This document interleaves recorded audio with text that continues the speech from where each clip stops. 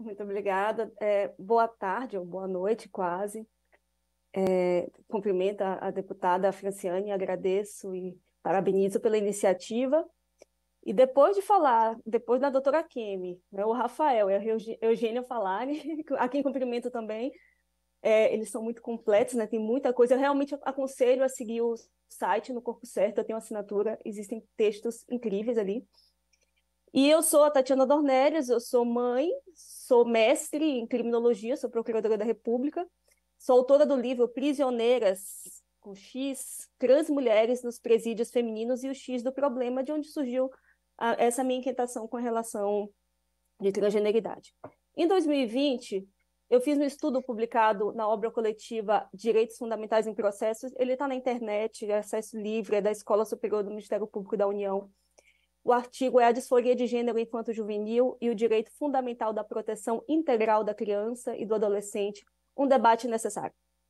E primeiro, assim, por que esse debate é necessário? Porque não está sendo feito, ou não estão sendo ouvidas as vozes contrárias acerca da intervenção psicológica, social, hormonal e cirúrgica nas crianças e adolescentes que apresentam algum sintoma, real ou não, de disforia de gênero. Iniciativas como essa, deputada, são raras.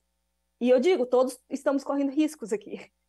Há uma censura, cada vez mais uma espiral de silêncio, e todos realmente estamos, no momento que estamos aqui, nos expondo, estamos correndo riscos de algum tipo de represália, seja jurídica, seja criminal, seja, no mínimo, de redes sociais. E aqui algumas das participantes que a doutora Kim, eu não conheço pessoalmente, mas a Eugênia, fomos vítimas, não sei se a doutora Kim recebeu, mas de uma lista que eles chamavam, de uma campanha difamatória, que eles nos chamavam das mais perigosas, transfóbicas, ou algo assim. E no meu caso foi por causa desse estudo que eu fiz, que concluiu que mulheres biológicas, elas presas, né, foi um estudo sobre o sistema carcerário, elas são vulneráveis em relação a pessoas do sexo masculino, né, que se transferem para a prisão, e essa transferência da prisão tem que ser vista com muita cautela. E quando tratamos de criança e adolescente, o assunto se torna muito mais sério. A Constituição Federal de 88, ele adotou a chamada doutrina da proteção integral da infância e juventude, baseada em documentos de direitos humanos internacionais, e essa doutrina ela reconhece a criança e o adolescente como pessoas de condição ímpar de desenvolvimento, necessitando de cuidados e proteção especial em razão da sua vulnerabilidade. Essa peculiar condição de pessoa em desenvolvimento, ela é assentida em normativas na Suprema Corte. Existe até um julgado que diz que a liberdade das crianças e adolescentes não é absoluta, admitindo restrições legalmente estabelecidas e compatíveis com suas condições de pessoas em desenvolvimento. Só uma parte, eu não trouxe material por causa do tempo, eu não trouxe apresentação de PowerPoint, material por causa do tempo, mas estão todos nesse meu artigo, tem todas as referências e é de fácil acesso na internet, então tudo que eu falar vai estar referendado ali. Enfim, essa condição de vulnerabilidade, de especial, de pessoa em desenvolvimento, ela também está em consonância com outras normativas diversas do sistema jurídico brasileiro, a começar pela inimputabilidade penal, né? A proibição de fazer tatuagem, o consentimento na relação sexual, que menor de 14 anos é considerado um estupro de vulnerável, não importando o consentimento, não importando com quem seja, inclusive permitindo o aborto legal, mesmo que haja um consentimento, mesmo que tenha sido com uma pessoa da mesma idade, né? E essa construção dessa ideia de pessoa em desenvolvimento, ela é condizente com estudos neurocientíficos, né? A neurociência, ela fornece dados muito seguros que o cérebro da criança é diferente do cérebro do adolescente, que é diferente do cérebro do adulto, né? E, inclusive, com imagens que mostram, né, a doutora Kim já tinha passado por isso também, que o córtex pré-frontal dos adolescentes é menos acionado que dos adultos. E o córtex pré-frontal é a parte do cérebro relacionada ao planejamento, à tomada de decisões, avaliação de risco, análise de consequências. E ele não está plenamente formado até os 25 anos de idade. Estamos aqui tratando de crianças e adolescentes menores de 18 anos, mas se pensar também, né, se a questão de você ter plena consciência dos riscos e das consequências de longo prazo de suas decisões. Por outro lado, A American Psychiatric Association, isso está tudo referendado no meu artigo, diz que até 98% dos meninos confusos de gênero e 88% das meninas confusas de gênero acabam aceitando o seu sexo biológico depois de passar naturalmente pela puberdade.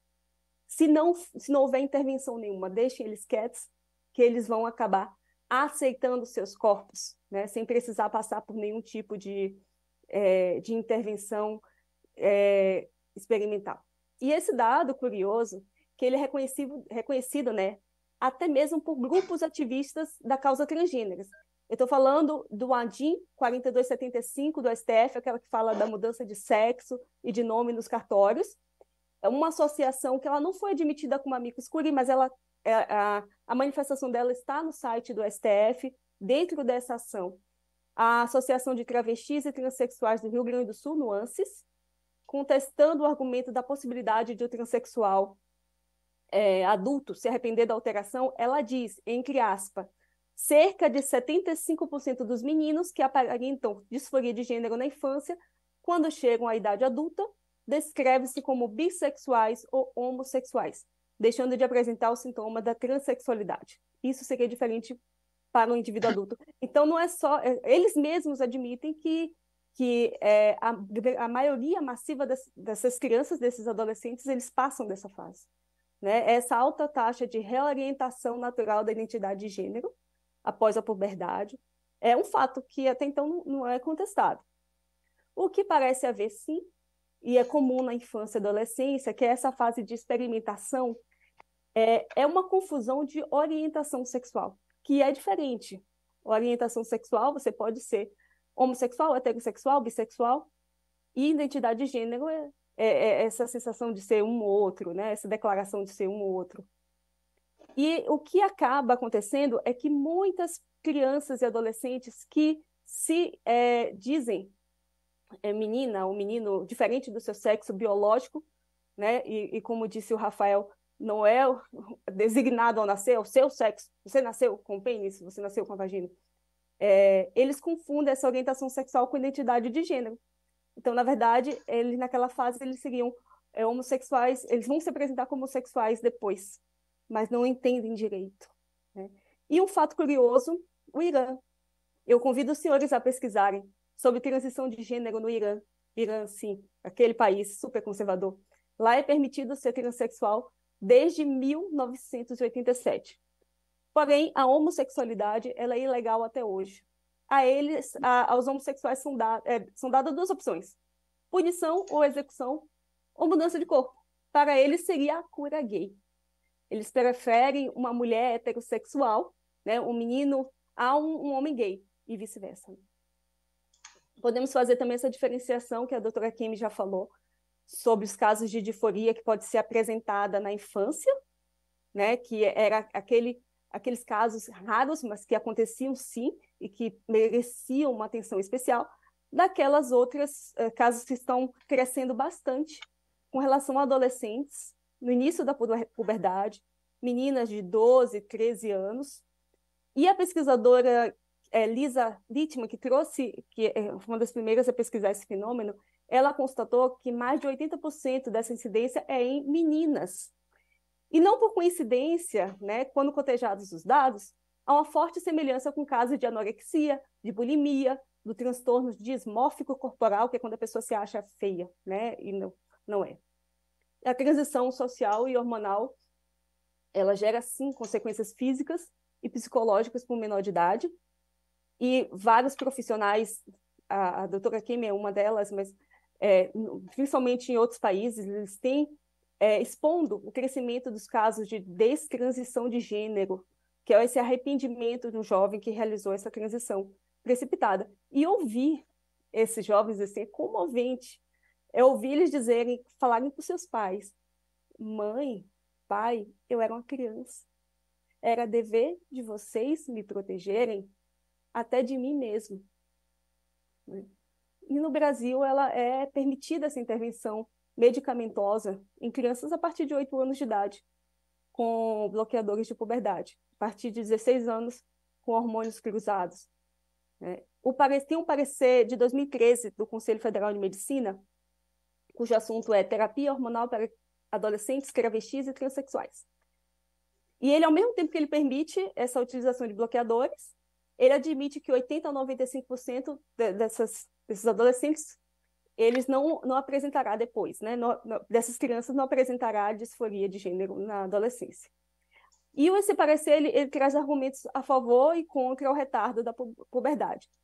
E o argumento a favor, basicamente, é evitar as consequências desagradáveis de desenvolver características do sexo biológico da criança, que é basicamente um argumento estético, né? E ele traz os contra também, impossibilidade de fazer diagnóstico definitivo, bloqueia o desenvolvimento de características sexuais secundárias, que inibiria a formação espontânea de uma identidade consistente de gênero, o risco potencial para o processo de crescimento, desenvolvimento cerebral, de massa óssea, o tratamento com hormônio cruzado, o tratamento com bloqueador de puberdade, é um tratamento experimental. Eles estão dando drogas como remédio de câncer de próstata e remédios que são dados a delinquentes como castração química, né? Isso está sendo dado para crianças. E será que esses adolescentes e os pais têm noção desses riscos e dessas consequências? Né? Claro que essas pessoas, elas devem ser tratadas com respeito e compaixão, mas elas merecem saber a verdade, e os pais também, que o maior conjunto de dados relevantes no mundo revela que esse tipo de tratamento, hormônios, cirurgias, não trazem um alívio, a plenitude, a felicidade que eles procuram, né? Tanto que ainda incidem altos casos de suicídio, de envolvimento com casos violentos, enfim. Esses estudos a doutora Kim mostrou ali, eu acho que o Rafael também, mas está nesse artigo, são principalmente um estudo da Suécia e da Holanda. E não se desconhece que existem, sim, condições psicológicas que demandam atenção médica, psiquiátrica, mas enquanto não houver um maior consenso sobre os riscos e benefícios da transição de gênero de crianças e adolescentes, deve prevalecer a medida que menos interfira na vida e na saúde de corpos saudáveis. Esse aí é o princípio da precaução, que é utilizado em questão ambiental, por exemplo, e quanto mais nas nossas crianças e adolescentes. Muito obrigada. Muito obrigada, doutora Tatiana.